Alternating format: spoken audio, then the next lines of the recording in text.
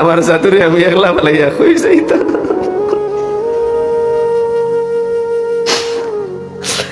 রাসূলুল্লাহ শরীয়ত মহিলাগলে জনাজাত যাওয়া নিষেধ করা হইছে, দাফন যাওয়া নিষেধ করা হইছে রে ভাই।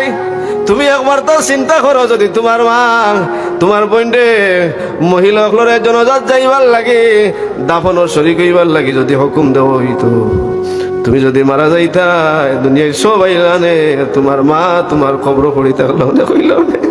আমার জাতুরে আমি একলা পালাইয়া কই যাইতাম। একজন সন্তান মারা গেলে বাবারে খবরের খান্দা থেকে আনা যায় না, বারবার চাই আমার কলিজার টুকরে রে আমি কই তুইয়া যাইতাম রে। ছোট ছোট বাচ্চা মারা যায়, মা বৃদ্ধ হয়ে গেছেন, বাবা বৃদ্ধ হয়ে গেছেন, 50 বছর 60 বছর আগে যে ছোট বাচ্চা মারা গেছেন, ও বাচ্চার লগর যারা আসেন এরা দেখলেও কইন বাবারে বা তুমি বড় হয়ে গেলা, তোমার লগর আমার বাচ্চাকে যদি বাঁচতো হেও তো বড় হয়ে গেল নে। মা বাপে বলুন না।